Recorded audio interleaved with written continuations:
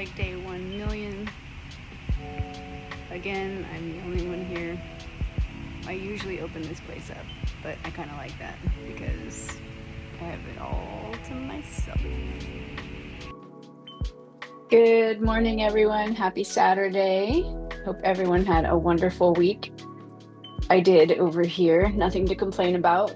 Had some ups and downs as usual, but that's life. Got some kitchen remodeling going on right now, and it's a little bit of a challenge to do some of our regularly scheduled programming around it, but not a big deal. It's a privilege to be able to do that to the kitchen, and maybe shortly I'll be able to do some videos from the kitchen, um, and just highlighting some of the things that we prepare every day. We pretty much eat the same thing every day, which I've said in the past, so probably can only do one video and have it be semi-interesting. But anyway, first week done with new hypothyroid medication. Haven't really felt any difference, which I don't anticipate, for another few weeks, but I'm excited to see what happens if I get some energy back.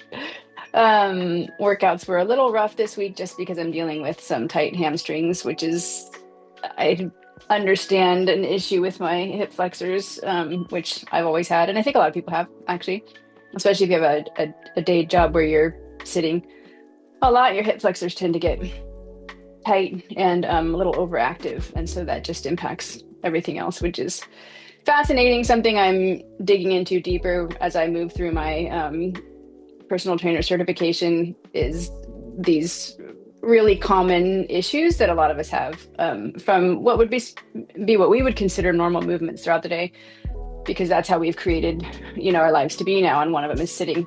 And so the impacts of sitting for long periods is not great. If you haven't heard, read up about it. Anyway, it's impacting how my body is functioning. And of course, if you have one thing that's off or overactive or, tight, or, if there's this muscular or muscle imbalance, then it sets, basically the rest of the body off in time, because you're starting to move differently and then compensate, and that can lead to all kinds of injuries, which are like super common injuries to have, knee injuries, hip injuries, ankle, stuff like that you hear about all the time. So anyway, fresh out of the shower, we have construction workers coming over, probably any minute now. So I'm gonna get this done before they show up and need something. So I wanted to talk about protein because it's a hot topic, and we get plenty of it. And I think I mentioned last week I had gone to the doctor, and my own doctor was asking me about where I got my protein. And she's actually not my doctor. She was just somebody I had gone to for an annual checkup, and I didn't appreciate her much. But when I told her I was vegan, she had asked where I got my protein. And it's such an antiquated question. So many vegan foods, plants that are high in protein, and I get more than my fair share. It's not hard to do. In fact, I go over my protein minimum every day without fail, because I'm just eating good quality foods. And I told this particular physician I get, between 130 and 140 probably grams a day. And I think I felt like she was ready to educate me. And maybe almost a little bit like annoyed that she didn't get to say whatever her pre-planned spiel was. So then I found myself annoyed with her as well. Anyway, I feel like we should be beyond that, but we're not. But so my typical day is, like I said, it's all the same foods. And that's just takes the decision fatigue away from me, but I also know exactly how each food plugs into, my protein, my carbs, and my fats, which are your macros. And so I start my day off with just a lower protein food item before I go to do my workout, because I really want to have a little bit higher carbs at that point, to hit my bloodstream so I can have some immediate energy. My body doesn't have to work for it. It's right there. I mean, you all know the concept, right? It's like if you have that blood floating around, or that sugar floating around in your blood, maybe you're on a run and you're taking, gels or a long bike ride and you're doing the same thing or whatever, that idea is that you keep that level high so that your body gets to use that energy right away rather than having to go create it. So anyway, I just do in the morning, typically rice cakes with a little bit of peanut butter because I love peanut butter, and some bananas in the morning. But so there's a little bit of protein in there, not very much. I usually kind of hit the ground running when I get home with my protein. And if I'm being lazy, it's a protein bar because I'm in a hurry. I need to get stuff done. Otherwise, I'll be preparing some type of food with protein in it. Sometimes I'll do a shake, but I typically, sometimes if I'm like feeling really saucy, I'll eat cereal, protein cereal, which is like probably not the most healthy, but it's like sometimes you just crave cereal. Cereal's good. I would eat cereal for breakfast, lunch, and dinner, to be honest. But so I usually end up with around 20 or 30 grams at that point when I get home. Another 20, 30, 40 grams at lunch, and then usually another snack with a little bit in there. And then dinner is usually around 30 grams. So I end up with, well, I didn't do the math on that because I'm averaging out everything. But like I said, I end up with around 130 ish, 140 sometimes grams. And my lunch typically consists of, well, I have a second breakfast actually when I get home too. So not even just the bar, I'll have some, it's not protein oatmeal, but it has protein in it. Some grain oatmeal. I think it's ancient grain oatmeal or something like that from Trader Joe's, with a little bit of fruit in it too, because I'm on a really high carb plan right now because I need to be putting on weight. And then for lunch, lately, I can't say usually, but lately I've been having Big Mountain tofu, just air fried with a little bit of a sauce or something on the side. I kind of actually really like the pickle mustard from Trader Joe's, which is like, makes it taste like a hot dog, like a really trashy hot dog. However, it's only fava beans, which is amazing. So high protein, so versatile, so easy. I love that stuff. And in fact, like when we go to buy it, we'll buy the store out because it lasts for a long time and they're not as easy to find as you would want them to be right now, but you can get them at Whole Foods, Winco, and a couple other stores. But anyway, and then at dinner, well, I typically have another snack. Actually, we make our own little tortilla chips because we really like to have tortilla chips before dinner, like a little snack, like a happy hour snack, even though there's no alcohol involved typically. Sometimes on the weekends, I'll have a glass of wine. But we'll just do air fried tortillas, which are just corn and lime, and salt. And so those actually have protein in them. And naturally, they're not protein tortillas.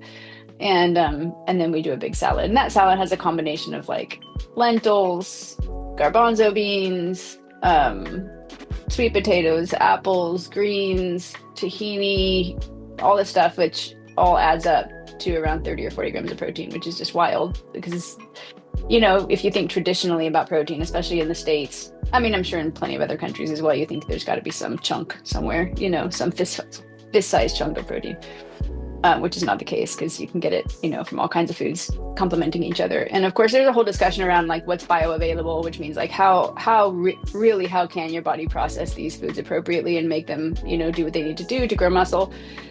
And I mean, vegan and plant-based foods are totally bioavailable.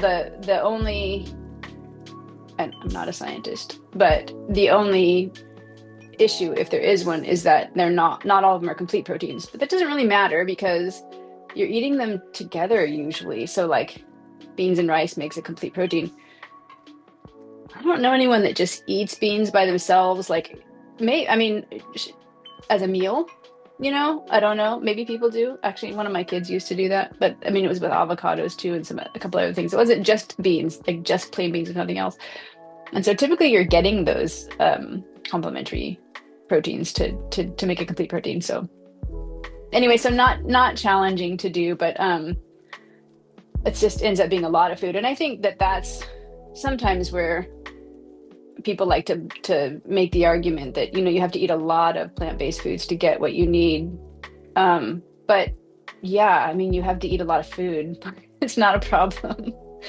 It's food. It's all good food. You're not eating crap. You can. There's plenty of crap vegan food. Oreos are vegan, if you didn't know that. I mean, there's a lot of those that are vegan that are surprising. Bacon bits, I think, are vegan, or like whatever you call them, bake. I don't know what they're called, but anyway. So you can eat, crappy plant-based foods, of course, plant-based at that point. And if they're crappy, they're probably don't have much of a plant left in them. But so anyway, that's it. It's not complicated. And the general, and again, I'm not giving you this information to use. I'm just telling you what I'm learning and what I believe my coach is basing. Obviously, she's basing off my protein needs off of it, but there's this idea of having at least 0.6 grams of protein for every kilogram of body weight. Well, we don't usually speak in kilograms, usually in the States, sometimes for body weight. But for example, I'm currently 123.